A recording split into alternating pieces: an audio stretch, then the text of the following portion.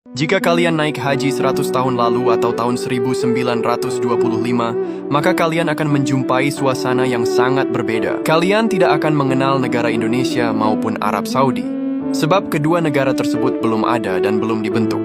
Jamaah Haji Nusantara kala itu berada di bawah pemerintahan penjajah Hindia Belanda. Di masa itu belum ada Kementerian Agama yang khusus mengurusi ibadah haji. Apabila ada umat Islam yang ingin berangkat ke Tanah Suci, mereka harus mendaftar melalui embarkasi pelabuhan-pelabuhan Hindia Belanda. Layanan transportasi yang tersedia diantaranya kapal-kapal kongsi 3. Menurut data sejarah, total jamaah haji Indonesia di masa itu sekitar 10.000 orang dan tidak perlu antri puluhan tahun untuk bisa berangkat. Jauh sebelum kemerdekaan Indonesia, para jemaah haji bertolak ke Tanah Suci menggunakan kapal uap selama sekitar 25 hari. Di masa ini lebih cepat dibanding masa sebelumnya yang menempuh perjalanan hingga 2 bulan.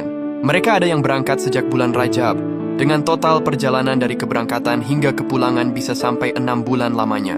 Beberapa kloter terakhir haji baru berangkat dari Hindia Belanda pada bulan Sya'ban atau awal Ramadan. Dan kadang kapal haji baru berlabuh di Jeddah ketika memasuki bulan Ramadan atau selambatnya bulan Syawal. Hal biasa bila jamaah haji menjumpai 2 hari raya di Tanah Suci. Tahukah kalian berapa biaya haji 100 tahun lalu dan berapakah masa tunggunya?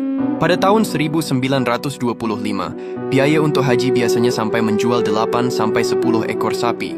Jika 1 ekor sapi seharga 30 juta, maka kalau dikruskan butuh sekitar 300 juta rupiah. Tidak ada masa tunggu di waktu itu. Siapa yang punya biaya dan uang bisa langsung berangkat di tahun itu juga.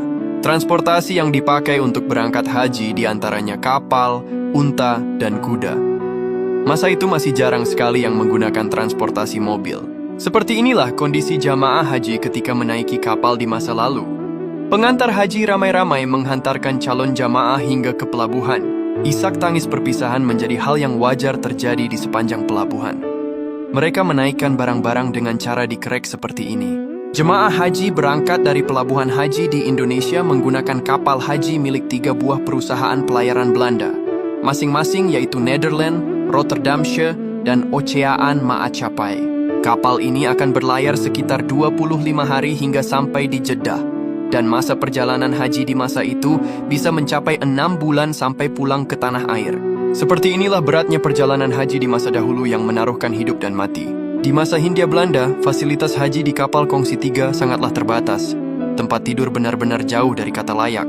Selama perjalanan haji di kapal, mereka hanya diberi makan nasi sehari 2 kali dengan lauk ikan asin atau cabai-cabayan. Minumnya hanya air putih atau terkadang kopi. Karena lamanya masa perjalanan hingga memakan waktu berbulan.